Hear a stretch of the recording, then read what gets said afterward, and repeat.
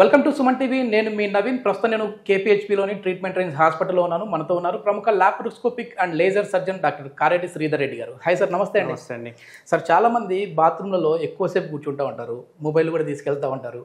అదిగాక ముక్కి మరీ రాని మోషన్ని బయటికి తీస్తూ ఉంటారు. సో దానివల్ల ఈ పైల్స్ వచ్చే అవకాశం ఉంటుంది అని చెప్పి విన్నాను. అదేవిధంగా ఈ కాన్స్టిపేషన్ ప్రాబ్లం, మలబద్ధక సమస్య ఎందుకు వస్తూ ఉందంటారు? అది నిజంగానే పైల్స్కి దారితీసే విధంగా ఉంటుందా? సో ఈ మలబద్ధకం అంటే ఏంటి అంటే దీనే కాన్స్టిపేషన్ అంటాం, మలబద్ధకం అంటుంటాం మన యూజువల్గా లాంగ్వేజ్లో. సో ఈ కాన్స్టిపేషన్ అనడానికి కారణాలు అయితే చాలా ఉంటాయి. అందులో కొన్ని కామన్ కారణాలు ఇవాళ మనం చూద్దాం. ఏంటంటే కామన్ కారణం చూసుకుంటే మనం తీసుకునే డైట్ మెయిన్ ఇంపార్టెంట్.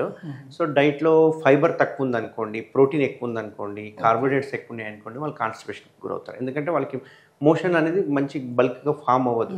ఒకవేళ ఫామ్ అయినా మోషన్లో నుంచి వాటర్ అబ్జార్బ్ అయిపోతూ ఉంటుంది. దీనివల్ల ఏమవుతుందంటే మోషన్ అనేది హార్డ్గా ఫామ్ అవుతుంది అన్నట్టు. ఇది ఫస్ట్ మనం కామన్గా చూసుకుంటే కనుక ఫైబర్ డైట్ తక్కువ తీసుకోవడం కానీ, లేకుంటే అడక్వేట్ లిక్విడ్స్ తీసుకోకపోవడం కానీ. యూజువల్గా 4 to 5 లీటర్స్ లిక్విడ్స్ అనేది ప్రతి బాడీకి అవసరం పడుతుంది, ఒక 60-70 యావరేజ్ వెయిట్ ఉన్న మనిషికి అనుకుంటే. సో వాళ్ళకి ఏమవుతుందంటే అక్కడ వాటర్ కంటెంట్ తక్కువ తీసుకోవడం వల్ల మోషన్లో ఉన్న వాటర్ని బాడీ అబ్జర్వ్ చేస్తుంది. దీనివల్ల మోషన్ అనేది హార్డ్గా ఫామ్ అవుతుంది. సో మేజర్ ఈ 2 రీజన్స్ అన్నట్టు. సో కామన్గా చూసుకుంటే ఇంకా కొన్ని రకాల డిసీజెస్ ఉంటాయి. ఇప్పుడు సిలియాక్ డిసీజ్ అని, లేకపోతే ఐబిడి అంటాం, ఇన్ఫ్లమేటరీ బోవెల్ డిసీజ్ అంటుంటాము, లేకపోతే గ్లూటిన్కి సంబంధించిన కొన్ని డిసీజెస్ ఉంటాయి. ఇట్లాంటి డిసీజ్లో ఏమవుతుందంటే కాన్స్టిపేషన్ వస్తుంటుంది. అయితే ప్రతి ఒక్కరు ఏంటంటే కాన్స్టిపేషన్ రాగానే నేను ఏదో ఫుడ్ సరిగ్గా తీసుకోలేదు, ఫుడ్ హ్యాబిట్స్ మార్చుకుంటే చాలు, మజ్జిగన్నం తింటే చాలు, పెరుగన్నం తినేస్తే అయిపోతుంది, నేను మొత్తం సెట్ అయిపోతా అంటుంటారు. బట్ ఇక్కడ గుర్తుపెట్టుకోవాల్సింది ఏంటంటే కొన్ని రకాల క్యాన్సర్స్లో కూడా కాన్స్టిపేషన్ ఉండే అవకాశాలు ఉంటాయి. ఓకే, కొన్ని రకాల కోలాన్ క్యాన్సర్స్ అంటాం కదా, పెద్ద పేగు క్యాన్సర్స్ అంటాం కదా. ఈ పెద్ద పేగు క్యాన్సర్లో కొన్నిసార్లు ఏమవుతుందంటే మోషన్ హార్డ్గా ఫామ్ అవుతుంటుంది. కొన్నిసార్లు హార్డ్గా ఫామ్ అవుతుంది 15 days చూసుకుంటే లూజ్ మోషన్స్ అవుతుంది. సో ఇట్లా వేరియేషన్ ఉంటుంది. కాన్స్టిపేషన్ అంటే ఏదో ఇది మోషన్ అనేది రాకపోవడం, గట్టిగా రావడమే కాదు, లూజ్ వచ్చి కూడా కాన్స్టిపేషన్. సో ఇక్కడ ఏంది అంటే కొన్నిసార్లు హార్డ్ మోషన్ వస్తుంది, కొన్నిసార్లు లూజ్ మోషన్ వస్తుంది. సో ఇట్లా వచ్చినప్పుడు మనం క్యాన్సర్ని కూడా రూల్ అవుట్ చేసుకోవాల్సి వస్తుంది. కొలనోస్కోపీ చేసుకొని క్యాన్సర్ రూల్ అవుట్ చేసుకోవాల్సి వస్తుంది. ఇక్కడ ప్రతి ఒక్కరు తెలుసుకోవాల్సింది అంటే కోలాన్ ట్రాన్సిస్ట్ టైం అని ఒకటి ఉంటుంది. కోలాన్ ట్రాన్సిస్ట్ టైం అంటే ఏంటి అంటే, సో ఇది పెద్ద పేగు, ఈ రకంగా పెద్ద పేగు ఉంటుంది. సో ఇది అసెండింగ్, డిసెండింగ్, ట్రాన్స్వర్స్ కోలాన్ అని అంటుంటాము. సో ఇక్కడ నుంచి అంతా చిన్న పేగు స్టార్ట్ అవుతుంది. సో మనకు మోషన్ స్టార్ట్ అయ్యేది ఇక్కడ నుంచి అనుకోండి, ఈ ఏరియా నుంచి మోషన్ మెల్లగా పాస్ అయ్యి ఇట్లా బయటికి వస్తుంటుంది. సో కోలాన్ ట్రాన్సిస్ట్ టైం అంటాం, సిటీటీ అంటాం. ఈ కోలాన్ ట్రాన్సిస్ట్ టైం అంటే ఏంటి అంటే ఇక్కడ నుంచి మోషన్ పాస్ అయ్యే టైంనే మనం కోలాన్ ట్రాన్సిస్ట్ టైం అంటాం. ఇది యూజువల్గా చూసుకుంటే కనుక 30 to 50 hours అనేది నార్మల్గా, అంటే మన బాడీలో మోషన్ ఫామ్ అయిన తర్వాత మూవ్ కావడానికి ఇంత టైం తీసుకుంటుంది యూజువల్గా. ఒకవేళ ఇది 75 hours కంటే కనుక ఎక్కువ తీసుకుంది అంటే కనుక మనం దీన్ని ప్రైమరీ కాన్స్టిపేషన్ కింద కన్సిడర్ చేస్తాం. ఒక రోజు మనం మోషన్కి వెళ్ళకపోయినా పెద్ద సమస్య ఏం కాదు, ఒక రోజు వెళ్ళకపోతే అదేం కాన్స్టిపేషన్ ఏం కాదు. సో అప్ టు 75 hours వరకు కనుక కూడా మోషన్ కనుక పాస్ కాకపోతే కనుక దాన్ని మనం కాన్స్టిపేషన్గా తీసుకుంటాం. కొందరు ఇంకొకటి ఏంటి అంటే కొందరు 2-3 సార్లు పోతారు, అదేదో మంచి హ్యాబిట్ అని చెప్పుకుంటుంటారు. సార్ మార్నింగ్ ఒకసారి పోతా, తిన్నాక టిఫిన్ తర్వాత ఒకసారి పోతా, మళ్ళీ నైట్ వచ్చాక ఒకసారి పోతా. అంటే వాళ్ళకి ఏంది మోషన్ అంతా ఉంటుంది కానీ కంప్లీట్గా ఎవాక్యులేట్ చేయట్లేదు. ఇన్కంప్లీట్ మోషన్ అంటుంటారు. ఆ ఇన్కంప్లీట్ మోషన్ని కూడా మనం కాన్స్టిపేషన్ కిందనే పరిగణనలోకి తీసుకోవాలి. సో ఇట్లా కాన్స్టిపేషన్ ఉన్నప్పుడు ఏమవుతుందంటే కొన్ని రకాల క్యాన్సర్స్ ఉండొచ్చు, లేకపోతే కొన్ని రకాల డిజీజ్, ఐబిడి అంటాము, ఇన్ఫ్లమేటరీ బోవెల్ డిసీజ్ అంటాము. ఇట్లాంటి డిసీజ్లో కూడా మనకు కొన్ని కాన్స్టిపేషన్ వచ్చే అవకాశాలు ఉంటాయి. ఇంకా తెలియని నిజం ఒకటి ఏంటి అంటే కొన్ని రకాల మెడికేషన్స్లో కూడా కాన్స్టిపేషన్ వస్తుంది. సో ఈ మెడికేషన్స్ ఏంటంటే యూజువల్గా మనం రెగ్యులర్ వాడే యాంటాసిడ్స్ అంటాం కదా, కడుపు మంటనంగానే ఏదో సిరప్ తీసుకొని తాగేస్తాం. అందులో ఉండే ఒక పదార్థం ద్వారా కూడా మనకి కాన్స్టిపేషన్ వచ్చే అవకాశం. ఓకే, కొన్ని మెగ్నీషియం కానీ పొటాషియం కానీ ఇట్లాంటివి ఉంటాయి, దానివల్ల కూడా కాన్స్టిపేషన్ వచ్చే అవకాశం. ఇప్పుడు ఈ మధ్య అసలు డాక్టర్ల దగ్గరికి వెళ్ళట్లేదు సార్. గ్యాస్ ట్రబుల్ వచ్చిందంటే ప్యాంట్రాప్రజోల్ ఏదో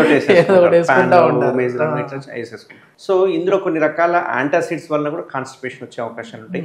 కొన్ని బీపీ టాబ్లెట్లు ఉంటాయి కదా, కాల్షియం ఛానల్ బ్లాకర్స్ అని, కొన్ని రకాల సింపుల్ ఓపియాయిడ్స్ అంటాం, ట్రెమడాల్ కానీ లేకపోతే మార్ఫిన్ కానీ ఇట్లాంటివి తీసుకుంటే కూడా మనకు కాన్స్టిపేషన్ వచ్చే. యాంటీబయాటిక్స్ వల్ల కూడా వస్తుంది సార్? యాంటీబయాటిక్స్తో చాలా తక్కువ, బట్ ఈ రకమైన కొన్ని హైపర్ టెన్షన్ సంబంధించిన మందులతో వేస్తుంది. ఇంకో ఇంపార్టెంట్ ఏంటి అంటే కాన్స్టిపేషన్ రాగానే ఫస్ట్ మీకు మైండ్లో గుర్తు రావాల్సింది, ఫస్ట్ డాక్టర్ని చెక్ చేసుకోవాలి.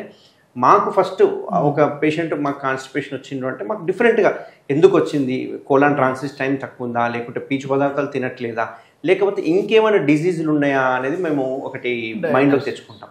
అందులో ఫస్ట్ డిజీజ్ ఏంటంటే హైపోథైరాయిడిజం, అంటే థైరాయిడ్కి సంబంధించిన ప్రాబ్లమ్స్.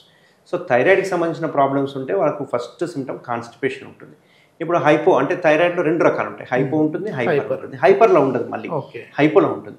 హైపో సిమ్టమ్స్ ఎలా ఉంటాయి, వెయిట్ గెయిన్ ఉంటుంది, కొంచెం బరువు పెరుగుతుంటారు, అంతేకాకుండా కొంచెము చలికి కానీ వేడికి కానీ తట్టుకోలేరు, చర్మం అంతా ముద్దుబారిపోయినట్టుగా డ్రై అయిపోయి ఉంటుంది, కాన్స్టిపేషన్ ఉంటుంది. ఒకవేళ పీరియడ్స్ వస్తే కనుక హెవీ పీరియడ్స్ రావడం, ఓసారి పీరియడ్స్ కంప్లీట్గా బంద్ అయిపోవడము, అండ్ మెయిన్ హెయిర్ లాస్, ఇట్లాంటివి అన్నీ థైరాయిడ్ సిమ్టమ్స్. సో మీకు ఒకవేళ ఫ్రీక్వెంట్గా కాన్స్టిపేషన్ ఉంది అంటే మీరు ఫస్ట్ చెక్ చేసుకోవాల్సింది థైరాయిడ్. సో థైరాయిడ్ ఉందా లేదా. కొన్ని రకాలుగా డయాబెటీస్ వల్ల కూడా కొన్ని రకాలుగా ఉంటుంది, ఇన్ఫ్లమేటరీ బౌల్ డిజీజ్లో ఉంటుంది, కొన్ని రకాల క్యాన్సర్స్లో ఉంటుంది, ఈవెన్ ఓవేరియన్ క్యాన్సర్స్లో కూడా మనకు కాన్స్టిపేషన్ అనేది ఉంటుంది. So even pelvic inflammatory diseases అంటాం, పెల్విక్ ఏరియాలో ఏదైనా ఇన్ఫ్లమేషన్ ఉంటే కూడా అక్కడ మోషన్ మూవ్మెంట్ తక్కువ ఉంటుంది. ఇట్లా చాలా రకాలుగా చూసుకుంటే కాన్స్టిపేషన్, బట్ ఇప్పుడు నేను చెప్పిన డిజీజులు అందరిలో ఉంటాయని కాదు, బట్ మనం రూల్ అవుట్ చేసుకోవాలి. రూల్ అవుట్ అనేది ఇంపార్టెంట్, ఎందుకంటే ఎర్లీ రూల్ అవుట్ చేసుకున్నాం అనుకో ఎర్లీ ప్రివెన్షన్ చేసుకోవడానికి బాగుంటుంది.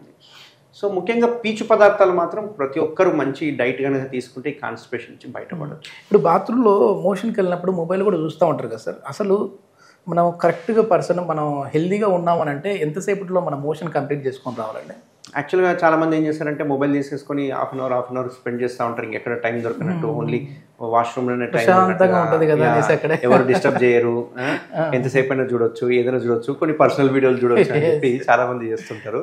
సో దీనివల్ల ఏమవుతుందంటే యూజువల్గా మోషన్ అనేది 2-3 మినిట్స్లో పాస్ చేసేసారు, ఇమీడియట్గా 2-3 మినిట్స్లో పాస్ చేసేసి వితిన్ 5 మినిట్స్లో బయటకు వచ్చేసి యూరిన్కి వెళ్ళారా మోషన్కి వెళ్ళారా అని డౌట్ రావాలి.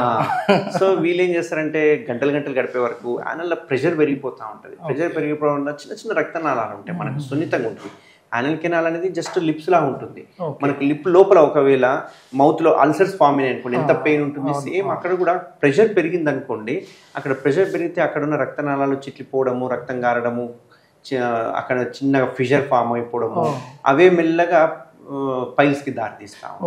కాబట్టి ఎంత తొందరగా మనం వాష్రూమ్ లో నుంచి బయటకు వచ్చేసేస్తే పైల్స్ అయ్యే అవకాశాలు కూడా ఎంత తక్కువ. బాత్రూమ్ లో కూర్చున్నప్పుడు అది నార్మల్ గా రావాలి, మరీ మరీ కూర్చోకూడదు, బలవంతం పెట్టకూడదు అంటారు. కొంతమంది చాలా సార్లు అడుగుతుంటారు, సార్ మోషన్ ఫ్రీగా ఉండాలంటే ఏం చేయాలి అని చెప్పేసి, కాన్స్టిపేషన్ రాకుండా అసలు నేను ఏం జాగ్రత్తలు తీసుకోవాలి. సో ఇక్కడ ముఖ్యంగా 3 గుర్తుపెట్టుకోవాల్సింది. ఒకటి ఏంటి అంటే ఫస్ట్ పీచు పదార్థం 100% మీరు అట్లీస్ట్ ఒక 50% 60% మీ డైట్లో పీచు పదార్థాలు ఉండాలి. రిమైనింగ్ 50 మీరు కార్బోహైడ్రేట్స్ తింటారా, ప్రోటీన్ తింటారా, అది మీ ఇష్టం, కానీ 50% మాత్రం పీచు పదార్థాలు ఉండాలి.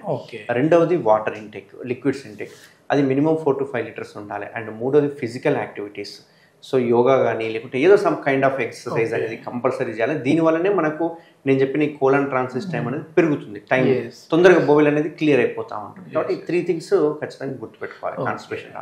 మొత్తానికి మలబద్ధకమే కదా, బద్ధకించింది అని చెప్పేసి లైట్ తీసుకున్నారంటే పైల్స్కి దారి తీసే విధంగా ఉంటుంది. Okay, thank you sir. Thank you అండి.